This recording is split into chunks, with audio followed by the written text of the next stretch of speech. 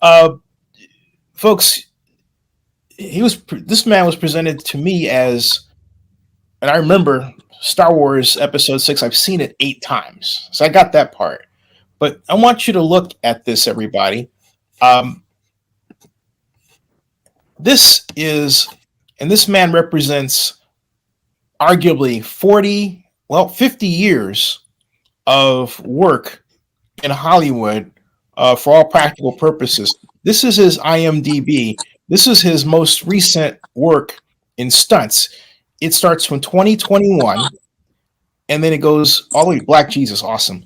It goes all the way down to include such iconic and also uh, cult movies as Fast Times at Ridgemont High, Cool Intentions Sec 2. I was a big fan of that series.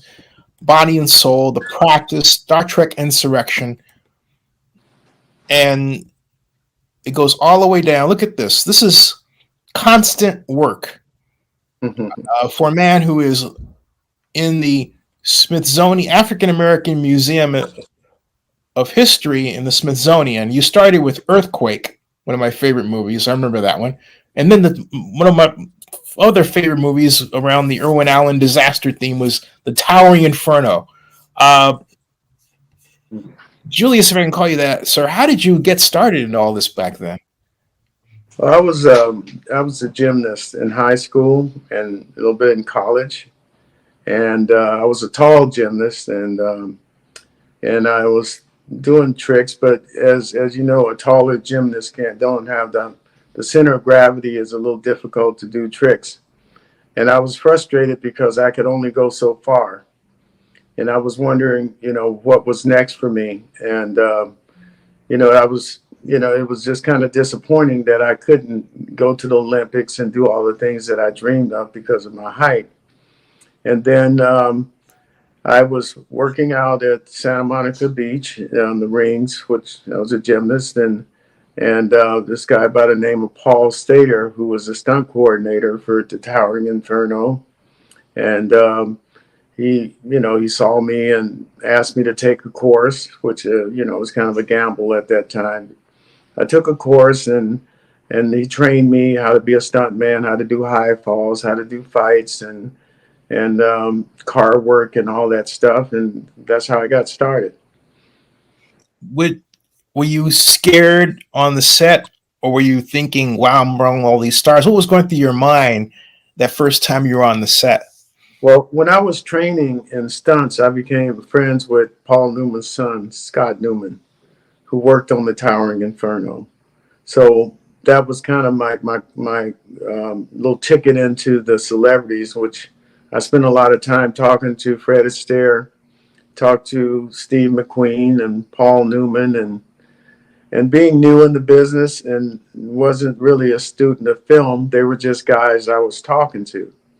And they kind of liked that about me because they didn't want people asking particular questions about their career. I was just talking about life things.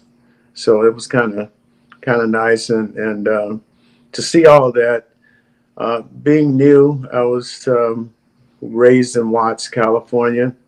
To go from Watts to 20th Century Fox, big feature film. And also what you guys don't know, I was a fireman at the time. And that was one of the reasons I got that job, because I had just started the fire academy. It was a perfect storm. I was a fireman. It's a firefighter movie. Everything just lined up just perfectly.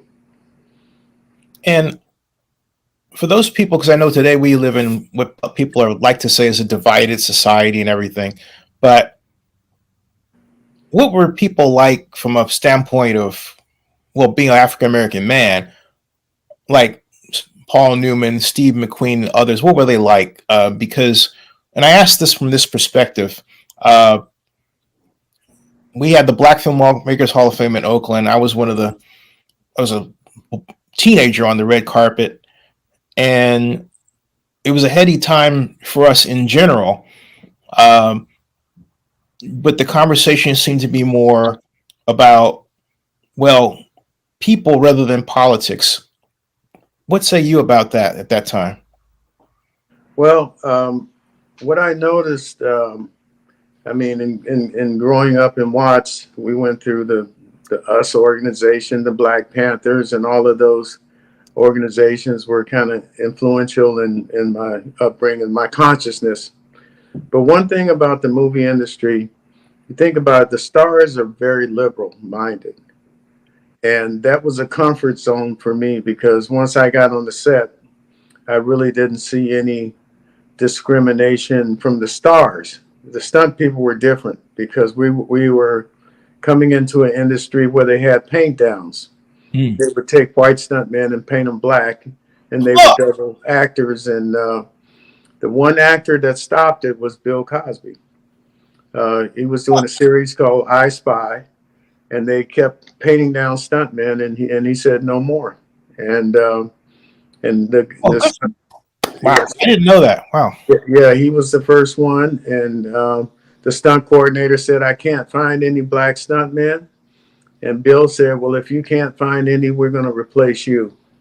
So he came up with one, and his name was Cal Brown, and he was one of the earlier stuntmen. But a lot of time people don't know, but Sidney Poitier had a stunt double way back in the day. His name was Ivan Dixon. You probably know that name. Hogan's Heroes. Hogan's hero. Ivan Dixon became a director. Huh. He was the actor on Broadway, but he started off as Sidney Poitier's double. So he's technically one of the first stuntmen in our business. But getting back to your question, yeah, the comfort zone was there for me every time I stepped on the set. But the other thing was the stunt men were very racist. They didn't want us coming in the business because it took work from them. And the same with women. They had guys doubling girls or women, and they had a hard time. Yes, they had a hard time as well. The women coming in the business. So the women and the African American stuntmen, we're coming in about the same time, and we both experienced a lot of the problems with them not showing us how to do things and really not being welcoming when you got to the set, you know. But me being a gymnast, I was able to overcome a lot of those things because of my ability. When did